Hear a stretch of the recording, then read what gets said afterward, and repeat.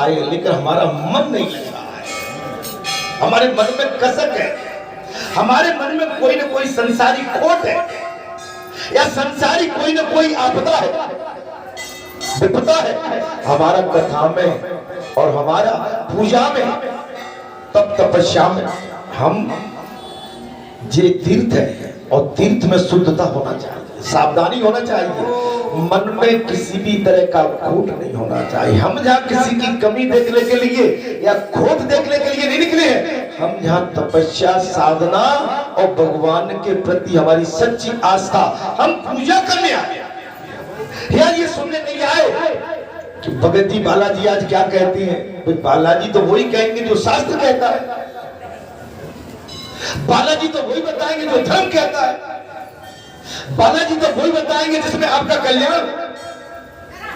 और जो आप कहीं अनुचित मार्ग पे हैं, तो वो भी इसमें प्रावधान दिया है कि अनुचित मार्ग में जाओगे तो कल्याण फिर नहीं होगा। क्या हो, धर्म को मत छोड़ो, गुरु से कपट, मित्र से चोरी, मैं आगे नहीं कहना चाहूंगा। मेरे सदगुरु है, मेरे पूजनी महाराज जी है। मैया की जब प्राण प्रतिष्ठा होनी थी, मैंने विनय की प्रार्थना की, एक ही बात कही थी, भूपेन जी मैं चलने फिरने में असमर्थ हूँ, आया जाया नहीं जाता, करिए मेरा आशीर्वाद तुम्हारे साथ है, आशीर्वाद आशीर्वाद। आज अगर सदगुरु आएंगे, आज इस आपने जो पेड़ आपने सबने मिलके जो पौधा लगाया है, इसमें भूपेंद्र का कोई काम नहीं है। आप सबने जो मिलके यहाँ कारीगरी की है, आपकी इस अदाकारी को, कारीगरी को देख के हमारे सदगुरु, आप हम सभी के सदगुरु कितने गदगद होंगे, अपने शिष्य के प्रति उनका कितना भाव बढ़ेगा। वो जब देखेंगे तो कितनी माने तरह से वो आशीर्वाद की वर्षा करेंगे।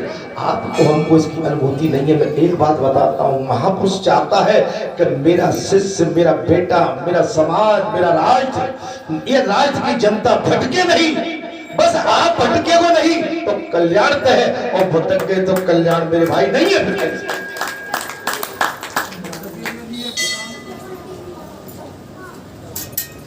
तीर्थ का निर्माण कर दिया, गंगावत पर्वत पर जो तीर्थ है महाराज, अन्य तीर्थों में स्नान करने से भी जो पाप समुदाय नष्ट नहीं होता है, वो भाई ये काम मत किया करो, कृपया करके इधर हाथ बढ़ाने की आपको अनुमति नहीं है ना। कथा में बैठ के आप जिस तरह से आगे बढ़ के आते हो, कभी यहाँ तक बढ़ने की आवश्यक मर्यादा है। मर्यादा का मतलब कि यहाँ से आप कृपया करके इधर हाथ पैर न फेंकें, ठीक है, मेरा आशीर्वाद आपके साथ है। आप अपनी जो भी चीजें यहाँ रख दीजिए, और मैं कथा में आपकी सुनने नहीं बैठा हूँ, मुझे कथा में मेरा तार टूटता है, कथा में कभी विघ्न नहीं डालता। अर्थात वो अनेक कोटि जन्मों का उपार्जित तथा शरीर की हड्डियों में पाप पुण्य कोटि तीर्थ में स्नान करने से पूर्व हो जाता है। आप तीर्थ में जाके और सच्चे मन से स्नान नहीं किया तो कुछ भी नहीं। आप ये भी तीर्थ है, आप पक्के मन से बैठे आपका कल्याण तय। आपको जो चिंता सताती है ना, ये मेरा नहीं है, वो छोड़ दो। संसार किसी का सगा नहीं, जिसने इस संसार ने जिसको ठगा था, संसार किसी का नहीं है। तो संसार की बात तो छोड़ दो, पति पत्नी आप उसमें नहीं है भाई। जब बैल पहल हो जाए, पत्नी कह देती है, पति छिड़कार देता है या पत्नी छिड़कार देती है। अगर पुत्र में पिता में कोई बहस हो जाए, पिता पुत्र भी अलग हो जाए, भाई भाई में कोई बहस हो जाए तो एक दूसरे के दुश्मन हो जाओ। संसार किसी का है क्या? जहां अगर मैं पीठ नहीं थपथपाऊं, मैं इनकी पीठ थपथा दूंगा। अगर मैंने कही नहीं, ये आपका ऐसा प्रसाद देने की ठीक नहीं आदत, जी नाराज हो जाएंगे। यहाँ तो चक्कर ये है कि मैंने किस किस से क्या कहा। यहाँ तो अगर ये कहेंगे तुमको ये काम नहीं करना चाहिए, तो बाकी में भी कहते कि नहीं, हमारे गलत काम के लिए वोट कर दो, हमारे वोट डालो। गलत काम में वोट कोई डाले। अगर समझदारी आदमी होगा, वोट से मतलब है हम गलत कोई काम करेंगे, अब हम कहेंगे भाई हमारा सहयोग करो। गलत काम में कोई किसी का सहयोग कर सकता है क्या? कर सकता है। अगर मैंने पाप कर लिया, चलिए आपके भगत जी से महाराज जी से कोई पाप हो गया, अब महाराज जी भगत जी कहेंगे नहीं भक्तों मेरा सहयोग करो, मैं कहूंगा कभी मत करना, जो जैसा करेगा वो वैसा पाएगा। अगर मैंने गुनाह किया है तो गुनाह का मैं हकदार, मैं अकेला हूं। अगर तुमने गुनाहगार का साथ दिया तो तुम भी गुनहगार हो जाओ। गुनहगार का साथ कोई जीवन में नहीं देता, उसको स्वयं अपने गुनाहों का भोग भोगना पड़ेगा। अर्थात यदि कोई स्वेच्छा अनुसार कहीं जा रहा है, अब देखिए महाराज, यदि यम कथा में आता है, हे हे संतो, यदि कोई स्वेच्छा अनुसार कहीं जा रहा है और तीर्थ यात्रा करता हो, कथा पे ध्यान देना, कोई स्वेच्छा अनुसार कहीं जा रहा हो और तीर्थ यात्रा करता हो और मार्ग में उसे कोई तीर्थ या देवालय मिल जाए तो उसको देखे अनदेखी जो कर जाए, वो बस उसका सेवन नहीं करना, वो मनुष्य अधम है।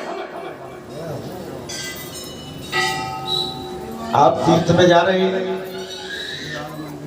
लेकिन फिर भी कोई देवालय मिल गया, आप नजर फिर के अनदेखा करके चले जा रहे हैं। मैं देखता हूं कई यात्री तो नमन करते हैं यही, और कई रुक जाते। यहां से मतलब ये मेरा यही स्थान नहीं, इस भारत देश में कई स्थान है, ऐसा होता है सब जगह। कई तो खड़े होंगे 2 मिनट भगवान को नमन करेंगे और कई तो देख के और मुंह फेर ऐसे करेंगे।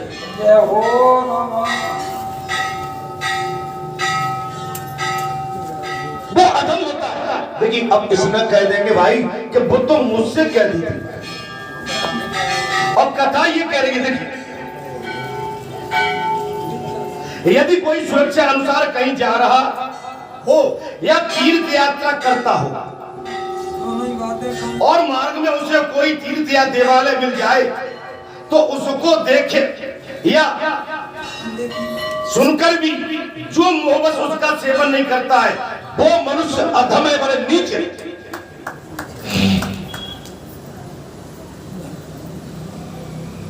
कई तो मालूम पड़ जाती है भगत जी बैठे तो पीछे वाले रास्ते से निकल जाते हैं कि अभी घेर लेंगे, 2 घंटे खराब होंगे हमारे 1 घंटा।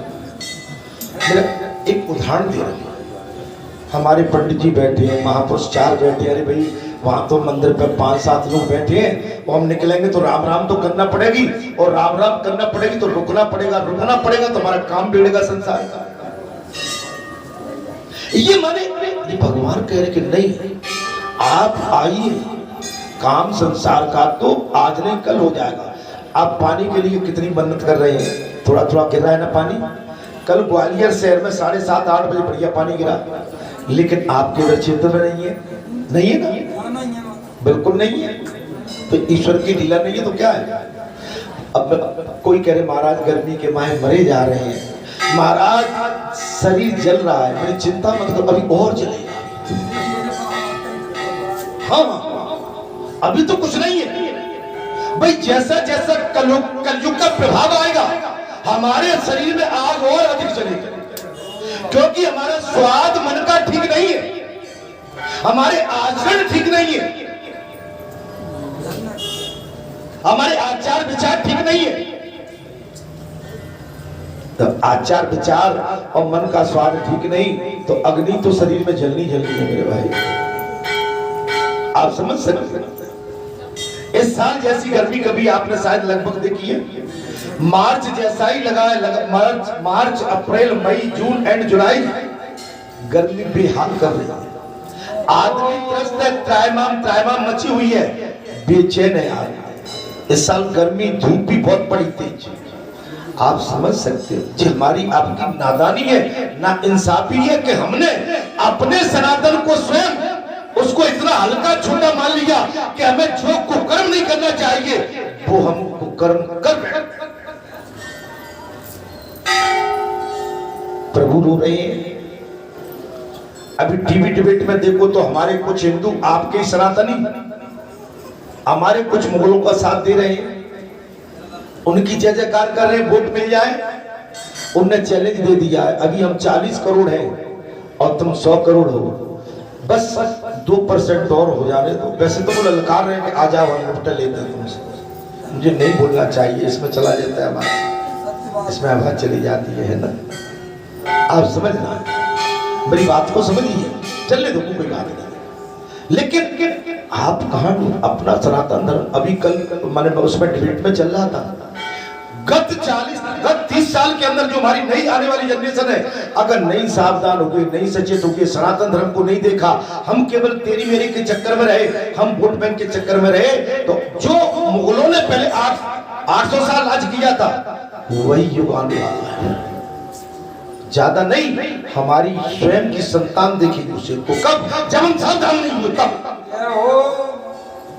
आज हमारे महापुरुषों ने, हमारे महापुरुषों ने इस भारत जैसे देश को आजाद करने के लिए कितनी कुर्बानियां दी थी।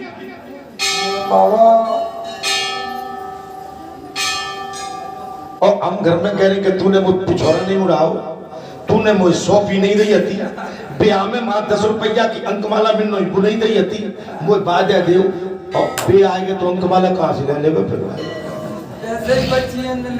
बे अंकमाला नहीं, तुम्हारे गले में मुंडवाला डालेंगे। बच्चियां छुड़ा ले यार, हमारा जी अंकमाला ही नहीं हो क्या? अरे भट्टी भी अपने घर को सेफ रखती है मेरे भाई, दुनिया में डाका डालती है, खाती है, लेकिन अपनी औलाद को, अपने परिवार को सेफ रखती है भट्टी भी। क्या हो बाबा, हम उससे भी नीचे चले जा रहे हैं तेरी बेरी के चक्कर में। अच्छा, जब भगवान का स्थान बन गया, जाए तुम धर के ले, छाती पे धर के ले जाओ, इनमें से कोई वो महारथी खड़ा हो जाके मैं छाती पे धर के ले जाऊंगा, ये तो धर्म का पेड़ लग गया। ये तो यहाँ आपत्ति में, विपत्ति में, अच्छे में, बुरे में हमेशा आपके कल्याण के लिए शाखा लगी हुई है।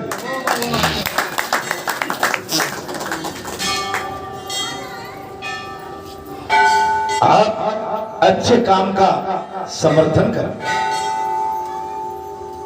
अगर कोई धर्मपरायण जीव गलत काम करता है तो निश्चित आपका विरोध करना आवश्यक है, लेकिन आप जानबूझ के धर्म पर प्रहार करो,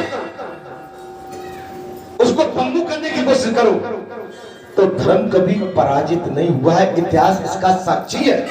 इतना बड़ा महाभारत 18 दिन हुआ था, 18 दिन के महाभारत में हजारों कौरव थे, लेकिन हजारों कौरव मारे गए, 5 पांडव धर्म की एक ध्वजा थे, सुरक्षित रहे। कैसे? भगवान कवच बन के उनके साथ खड़े रहे।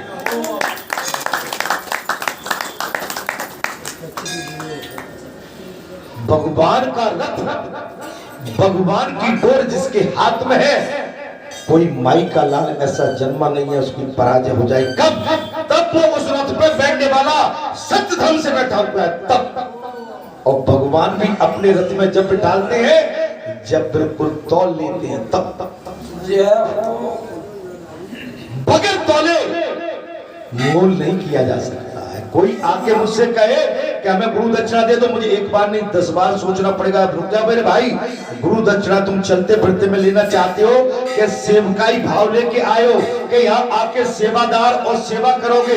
गुरु दक्षिणा का मतलब होता है कि जिस गुरु आश्रम से हम गुरु दक्षिणा लेते हैं, दीक्षा लेते हैं, उस आश्रम में कम से कम साल में 2 साल में 4 बार जाके तो हमको श्रमदान करना चाहिए। अपने गुरु की चढ़बंदा जाके करना चाहिए। सच्चे दरबार की जय। किराएदार आदमी कम घर में रखता है, तब उसकी खोज खबर कर लेता है। तुम्हारा आधार कार्ड कहाँ है, तुम्हारा मोबाइल कार्ड कहाँ है, तुम्हारा सेवा कहाँ है, किस समाज से हो, कैसे हो, कहाँ है, उसके आचरण का। अब तो किराएदार बिठाने में घर में आचरण पूछ रहे थे कि आचरण कैसे है। ऐसा ही नहीं हो कि किराएदार मालिक बन के घर में बैठे। आजकल क्या हो रहा है आश्रमों में, भाई गुरु को नीचे गद्दी से उतारने के लिए, जो आपने आश्रम में कई जगह देखा है, गुरु का ही सरकलम कर देते महाराज और चेला बन के बैठ जाते। मैं सबके लिए नहीं कह रहा हूं, लेकिन अपवाद विवाद हरिद्वार में आपने देखा, वो जो उनका शिष्य था उसी ने अपने गुरु की जय श्री राम करा दी महाराज। क्या हो रहा है, क्या हो रहा है? अच्छा, गुरु कमजोर होगा तब ये कर्म होगा। भाई गुरु अगर पैसे से कमजोर, चरित्र से कमजोर, लंगोटी से कमजोर, अपनी किसी वाणी से कमजोर होगा तो गुरु फंस जाएगा। अगर गुरु सशक्त है, चेला चेला का मतलब है कि तुम सेवा करो। चेला का मतलब होता है सेवा करो, मेरी नहीं, भगवान की सेवा करो, चरण वंदना करो, आश्रम की सेवा करो और सीताराम सीताराम कहो। गुरु के और शिष्य के बीच में डिस्टेंस रहना चाहिए, दूरी, जिसको बोलते हैं डिस्टेंस मानी दूरी। अगर आपकी दूरी है तो आप पर शिष्य कभी हावी नहीं हो पाएगा। आपने कहीं अपनी पूरी लगाम अपने शिष्य को दे दी तो एक दिन वो आपका शिष्य आपको परोथन लगा के आपकी पराजय निश्चित तैयार हो जाएगा। बोल बालाजी महाराज। आज मेरी बात को समझिए, मैं किसी पे आक्षेप नहीं लगा रहा हूं, मैं दुनिया से आपको अवगत कराना चाहता हूं। कब पराजय होती है? पराजय जब होती है जब गुरु कमजोर पड़ जाता है, गुरु के आचरण कमजोर हो जाए तो शिष्य तो हावी होगा। शिष्य कहेगा मैं कम खोलता हूं, तुम अमृतलाल की बुराई कर रहे थे, बैठ के पंडित जी की बुराई कर रहे थे, राकेश की बुराई मैं बोलूं? गुरु कहेगा मत बोले मेरे भाई। अब जब तुम करोगे ही नहीं तो क्या बोलेगा? बोल लो मेरे भाई। जब बात आ जाए तू आ जाना, तू भी गंगा उठाना, हम भी गंगा उठा के तोड़ देंगे, जिसकी वजह होगी हो जाएगी। बोल साचे दरबार की जय। मेरा आपसे यही अनुरोध है, गुरु और शिष्य का ये मतलब है। अर्थात बात आती है महाराज, भगवान ने जल अभिषेक किया है। ऐसा महर्षियों का वचन है कि अगर भगवान के स्थान को देखकर, संत पुरुष के स्थान को देखकर, महापुरुष के स्थान को देखकर अगर कोई अपने शीश को नहीं झुकाता है तो वो अधम से भी अधम है। ऐसा महर्षियों का वचन है। इसलिए सेतु को जानने वाला पुरुष यदि वहां के अन्य तीर्थों में स्नान नहीं करता है, वो तीर्थ का उल्लंघन दोष से ब्राह्मणों द्वारा उसको बाहर कर देना चाहिए। अगर कोई मर्यादा का उल्लंघन करता है, समझाइश 3 बार दी जाती है, 10 बार दी जाती है, 11 बार, 51 बार, 100 बार और 100 से ऊपर फिर कोई माफीनामा नहीं बनता। समझे नहीं मानने वाले? 100 से ऊपर माफीनामा नहीं बनता। अर्थात चक्र तीर्थ आदि में अवश्य स्नान करना चाहिए और इन तीर्थों में स्नान करने के पश्चात शेष पापों से छुटकारा पाने के लिए मनुष्य को कोटि तीर्थ में स्नान करना चाहिए। भाई आपको तीर्थों में तो जाना पड़ेगा। अच्छा, हम आप जहां क्यों बैठे हुए हैं? हमारा आपका मन नहीं, भाई हम जहां नहीं आएंगे तो हमारे पास संसार का जो और दूषित प्रभाव और बढ़ जाएगा। ये संसार हमको फिर खेल लेगा कहीं ना कहीं। इसके बड़े बड़े घोर अनर्थ परिणाम आएंगे। इसलिए इनसे बचने के लिए भगवान के शरण हनुमान जी के पास चलते, बालाजी धाम में चलते। बालाजी धाम में कथा मिलेगी, संतों के दर्शन मिलेंगे, भगवान की कथा मिलेगी और कुछ समय के लिए हमारा मन इस संसार से अलग होकर भगवान के चरणों में चरणबंदित होगा। हमारा कल्याण होगा, हमारा भाग्य उदय होगा। हम अपने भाग्य को जहां उदय करने के लिए आए, अपने जीवन को सुधारने के लिए आए, न कि बिगाड़ने के लिए।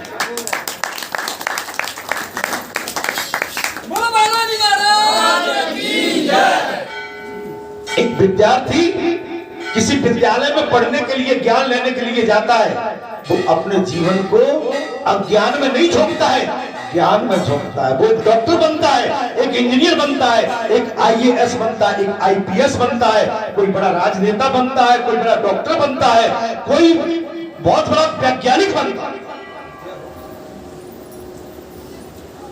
ज्ञान अथाह हमको हमेशा एक उगते हुए सूरज की तरह रहना चाहिए, डमी बन के नहीं, हमारी कमजोर बन के मतलब। भाई कमजोर कब रहेंगे? तब हम गलत करेंगे। और हम सूर्य की तरह चमकते चमकते कब रहेंगे?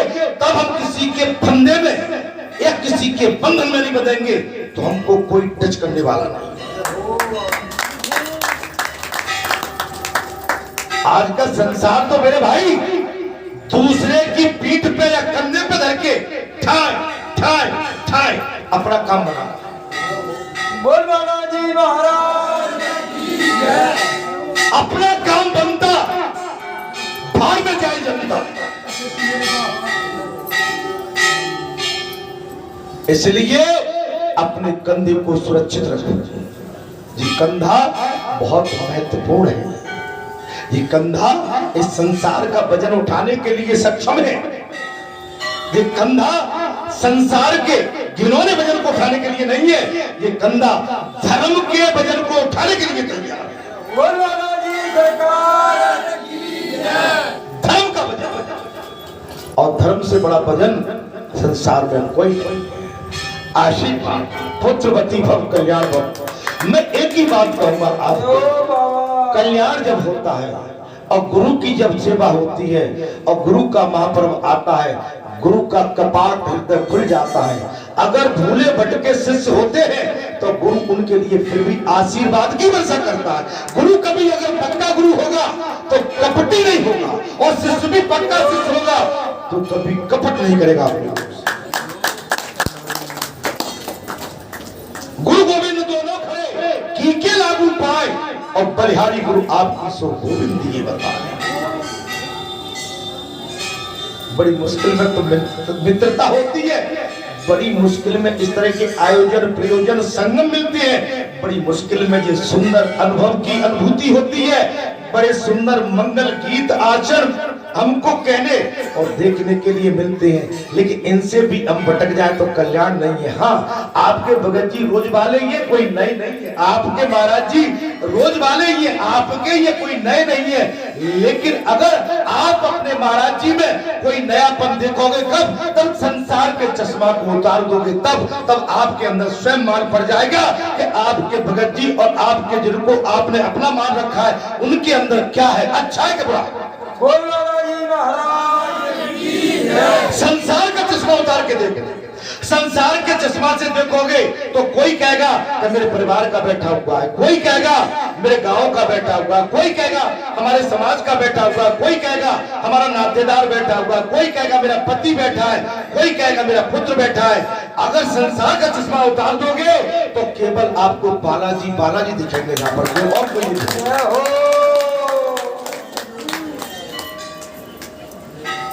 संसार के चश्मे को उतारोगे, ना काऊ से दोस्ती ना काऊ से। आपको इतना प्रमाण आपको दे दिया बालाजी ने। 1996 से बालाजी की प्रतिमा माने मंदिर 2-2.5 साल में बनके तैयार हुआ। 1996 से आज 2022 माने 27 साल हो गए। तो आप चमत्कार नहीं देख रहे। आप क्षेत्र भी इकट्ठा होता, आप चंदा करते तो भी ये इतनी आकृति और इतना बढ़िया आयोजन शायद, क्योंकि आप आपस में लड़ते रहेंगे। नहीं मैं करूंगा, मैं इतना दो है जी कंगूरो झा नहीं झा धरेगो, जी दीवाल झा नहीं झा लगेगी, जी खम्मा झा नहीं तो जब मेरा टेस्ट रहेगा।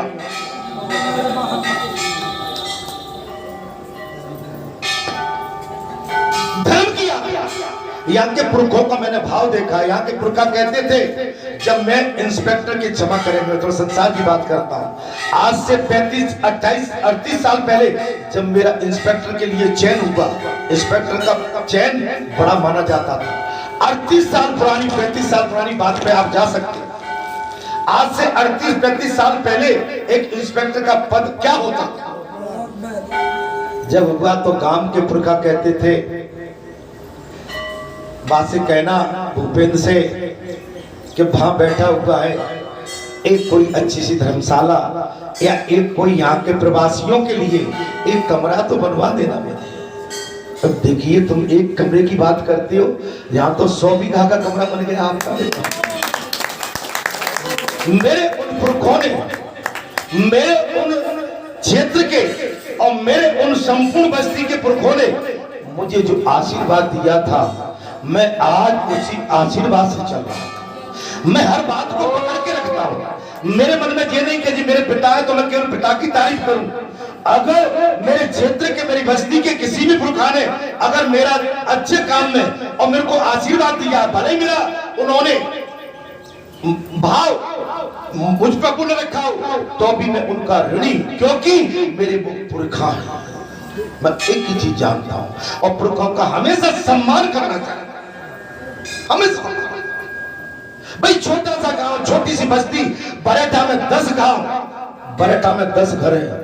आज उस बरेटा के 10 घर का चमत्कार देखिए महाराज। बोले बालाजी में तुम्हारा रोज नाम लिया जाता है महाराज, आरती में कहा जाता है।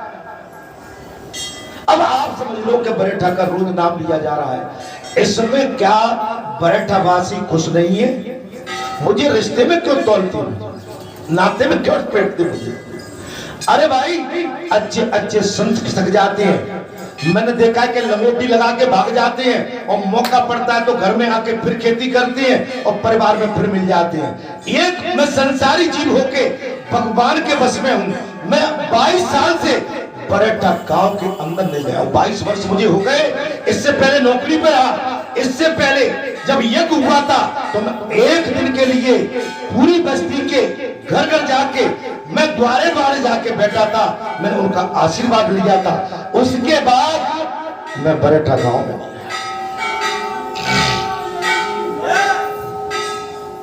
आप समझ, कोई प्रशंसा नहीं कर रहा हूं। अरे अच्छे अच्छे संत खिसक जाते मेरे भाई। ये तो बाबा का कवच है जोरदार, और जिस पर हनुमान बाबा का कवच हो वो टिक नहीं सकता, कभी सत्य से भटक नहीं सकता। कब? जब तक उसके आंचलों में कहीं गंदगी ना आ जाए। मेरा आपसे यही तो अनुरोध है कि सच्चे मन से सेवा करिए। इसमें यही दिया है महाराज कि पूर्व काल में रामचंद्र जी उसमें स्नान करके उसी क्षण पुष्पक विमान पर आरूढ़ होकर वानरों तथा लक्ष्मण और सीता के साथ अयोध्या को चले, अयोध्या को चले, लंका पर विजय प्राप्त की। और लंका पर विजय प्राप्त के इस पर पिछली कथा में कहा था कि लंका पर विजय प्राप्त माता सीता के सतीत्व के द्वारा की गई। जय हो। भगवान राम उनकी अर्धांगिनी माता सीता के पतिव्रता धर्म से लंका पर विजय प्राप्त कर पाए थे। आज संसार में भी मेरी सती सावित्री, अनसुईया जैसी माताएं अगर अपने पति का संपूर्ण धर्म से ध्यान रखें तो आज भी आपके पति की विजय भक्त है। पतिव्रता धर्म सबसे सर्वश्रेष्ठ है। अतः उन्हीं की भांति कोटि तीर्थ में स्नान करके शेष पापों से छूटा हुआ मनुष्य भी उसी क्षण वहां लौट जा।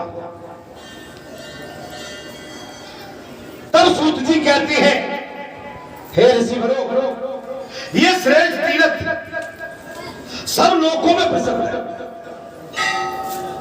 ये श्रेष्ठ तीर्थ सारे लोगों में प्रसिद्ध है। श्री रामचंद्र जी ने भगवान रामेश्वर का अभिषेक कौन सा वाला? रामेश्वर। सारे तीर्थों में अव्वल है, सबसे ऊपर। आप देखेंगे सारे तीर्थों में सर्वश्रेष्ठ है रामेश्वर तीर्थ। आपने देखा होगा कि इधर उत्तर भारत में केदारनाथ, बद्रीनाथ, गंगोत्री, जमुनोत्री से, हरिद्वार से जल लेके, गंगा जल जो भी लेके चलते हैं, और जाके रामेश्वर पे अंतिम पड़ाव रामेश्वर पर जाके जल अभिषेक करें।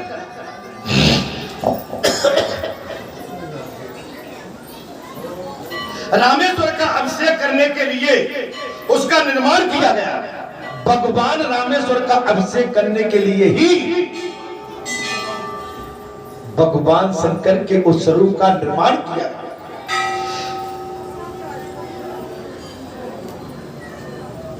हे मुनिवरों, सूत जी कहते हैं साक्षात भगवती गंगा उसमें निवास करती है। देखिए, आपके पीने के लिए शुद्ध जल होना चाहिए, आपके आहार में शुद्ध भोजन होना चाहिए।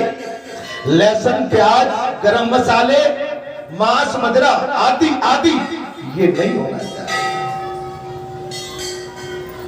आप शुद्ध भोजन करेंगे, आपकी वाणी जिब्या मां सरस्वती की कृपा बनी रहेगी, इस पे सदैव विराजमान रहेगी। आपने मांस, मदिरा, पान, तंबाकू, बीड़ी, सिगरेट, पुड़िया, नशीले तरल पदार्थ, गरम मसाले, तीखी मिर्ची अगर उसका सेवन किया तो आपकी ये जीव जो सरस्वती है बिगड़ जाएगा, तामस हो जाएगी।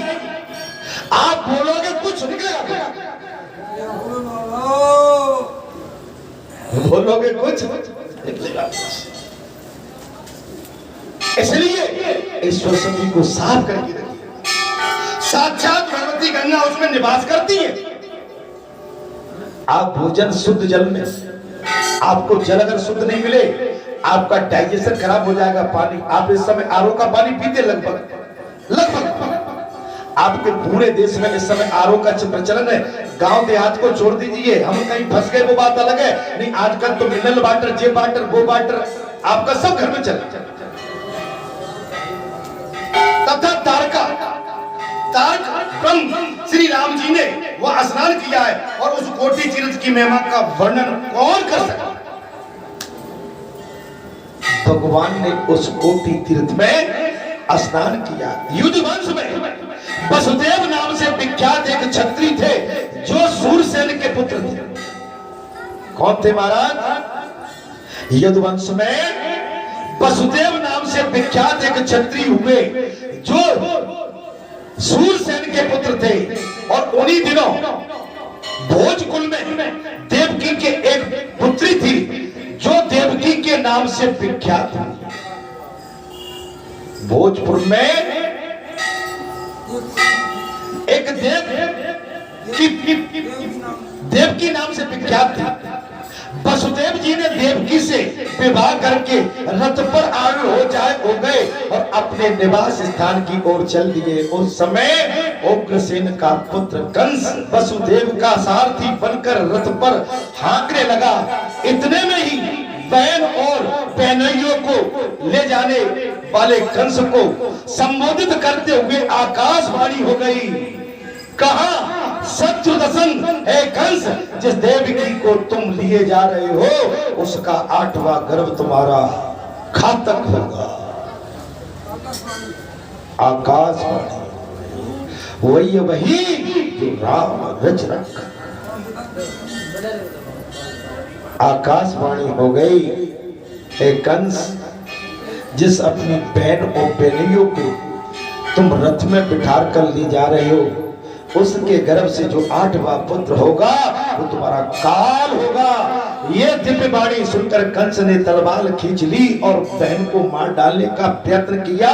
ये देखकर वसुदेव जी ने कहा, कंस, तुमने इससे जो संतानें पैदा होंगी उन सबको मैं तुम्हें सौंपूंगा, इसे मत मारो। इसका दोष नहीं है। कंस,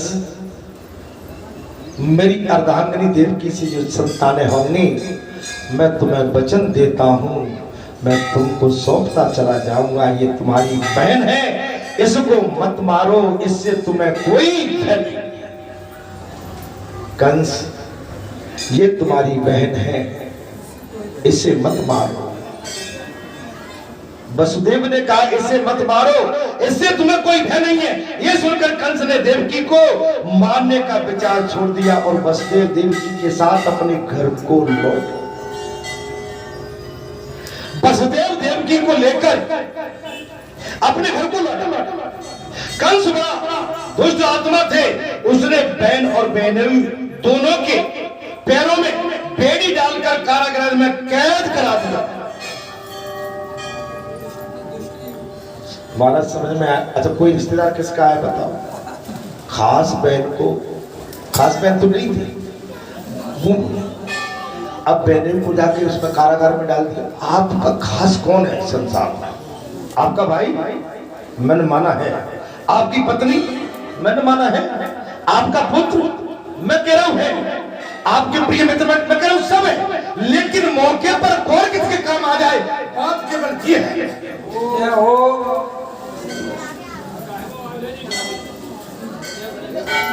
भैया आपको बात समझ में आ रही है?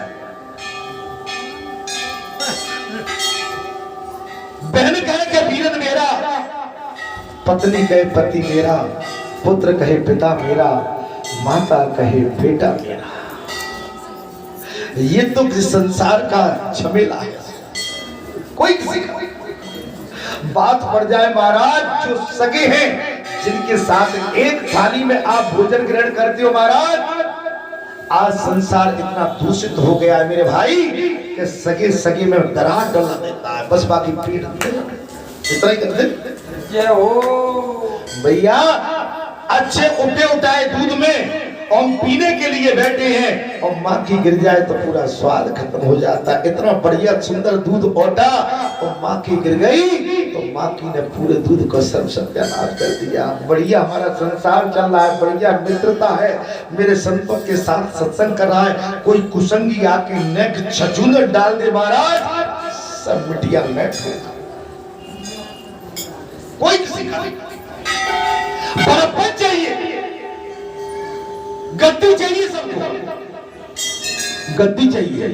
गद्दी के लिए हमारे भारत जैसे राष्ट्र में मारामारी बची। मोदी को योगी को कैसे निपटाया जाए और गद्दी कैसे हासिल की जाए। कल तो यहां तक कह दिया कि लंका में जिस तरह का कार्यक्रम होगा मोदी तैयार रहो। बताइए लंका में तो भुखमरी है, लंका में पैसा नहीं है, लंका में पेट्रोल 500 रुपए लीटर है और एक व्यक्ति को 3-4 दिन में 5 लीटर 3 लीटर पेट्रोल बड़ी मुश्किल में बनती है। अनाज नहीं, दूध वहां पर महाराज 200 रुपए किलो लीटर है। आप अंदाज लगा सकते हो वहां की पब्लिक और वहां की पॉपुलेशन कितनी है मालूम है क्या आपको? श्रीलंका की पॉपुलेशन कितनी है? 2.25 करोड़, मात्र ओनली 2.25 करोड़। मैं अब पता नहीं ठीक बोल रहा हूं, 2.25 करोड़ जितनी की हमारे दिल्ली की संख्या है 2.25 करोड़। मात्र एक दिल्ली शहर के बराबर पॉपुलेशन पूरी लंका की है, लेकिन लंका तहस नहस हो गया। लंका की जनता राष्ट्रपति के भवन में घुस गई, बिस्तरों पे सो रही है, स्विमिंग पूल में स्नान कर रही है और बढ़िया किचन में जो भोजन दाल लूट के खा रही है और आनंद कर रहे हो, जिम में जाके कसरत कर रहे हैं। आपने देखा है क्या? अरे भाई थोड़ा देखा करो, कहां रहते आप, समझ लो, आप बारीकी से देखा करो। मैंने तो यहां तक कह दिया कि पॉपुलेशन वहां की 2 करोड़ है, 2.25 करोड़। लंका इतनी सुंदर, सोने की लंका, और सोने की लंका में भुखमरी।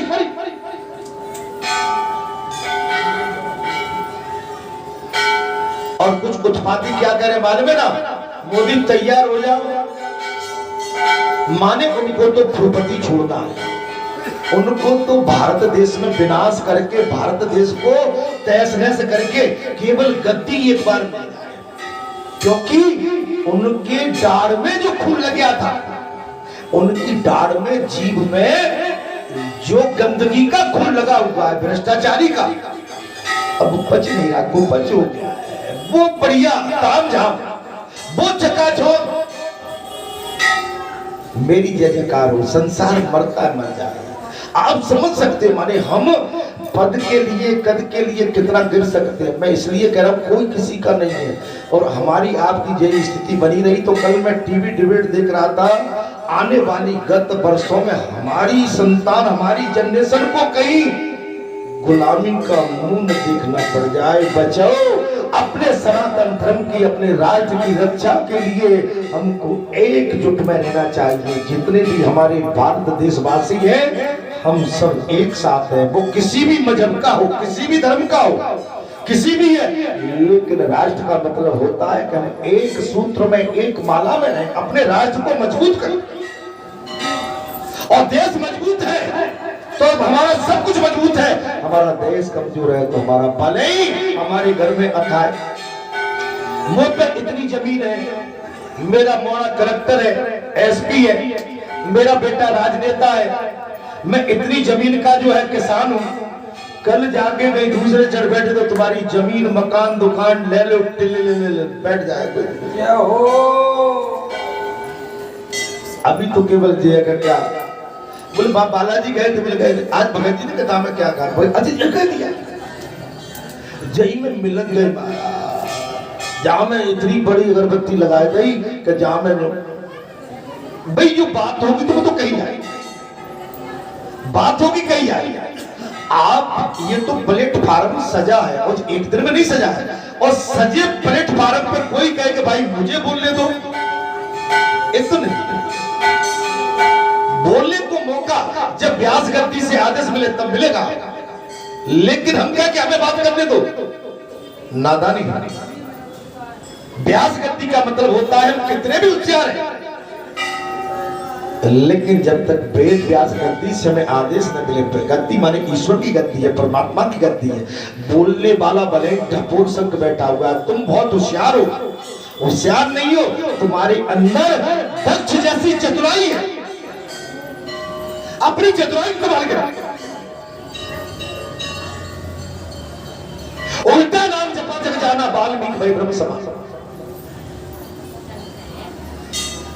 भगवान का नाम लेने वाला अगर ईश्वर का नाम सच्चे मन से लेता है तो वो कैसे भी रूप में नाम ले, भगवान का नाम ले जाएगा। लेकिन हम यहाँ कमी निकाल ले, किसी के घर की, किसी के समाज की, किसी के कुल की, किसी के खानदान की, किसी की सगाई की, किसी के ब्याह की, किसी के घर, मतलब ये इसमें हम टाका डाल रहे हैं, अपना समय किसमें बर्बाद कर रहे हैं। केवल क्यों? बिन के का हाल है आजकल,